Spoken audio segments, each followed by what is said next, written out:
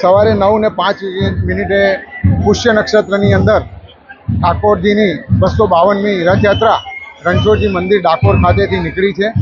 સોના અને ચાંદીના રથમાં વારાફરતી ઠાકોરજી બિરાજમાન થઈ અને પરિક્રમામાં ઠાકોરજીના રથનું અધિવાસન કરવામાં આવ્યું। અધિવાસન કરી ઠાકોરજીને બિરાજમાન કરવામાં આવ્યા અને રથયાત્રા ડાકોર માર્ગે હવે પ્રસ્થાન કરનાર છે। ખૂબ ભાવિક ભક્તો ખૂબ મોટી સંખ્યામાં ભજન મંડળીઓ, ઘોડા, પાલખી બધા સાથે ઠાકોરજીની શાહી સવારી રથની અંદર નીકળશે। ગૌશાળા થઈ, લાલબાગ થઈ,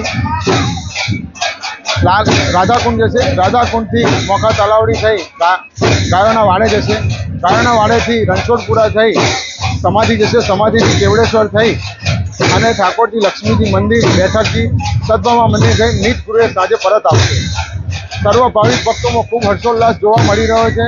ભજન મંડળીઓના ભજનના સૂર રેલાઈ રહ્યા છે અને ઠાકોરજીની રથયાત્રા ખૂબ સુંદર રીતે પ્રસ્થાન કરી રહી છે।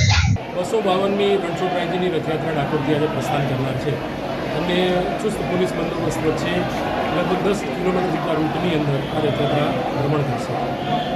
પોલીસ બંદોબસ્ત જોઈએ તો એક DYSP, 2 police inspector, 5 police sub inspector અને 100 પોલીસ કર્મચારીઓ, SRPના 24 જવાનો અને સાથોસાથ 150થી વધુ પોલીસ અને હોમગાર્ડના જવાનો આ બંદોબસ્તની અંદર રહેનાર છે।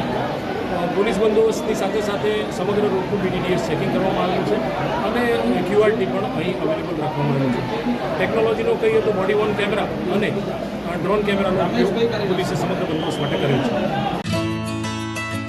As a parents definitely proud feel થાય કે હા, આજે કંઈક નાની સિટી છે તો શું છે, પણ લીડ અહીંયા બી છે, અમારી પાસે બી એ એજ્યુકેશન છે જે બહારની સિટી મેળવે છે।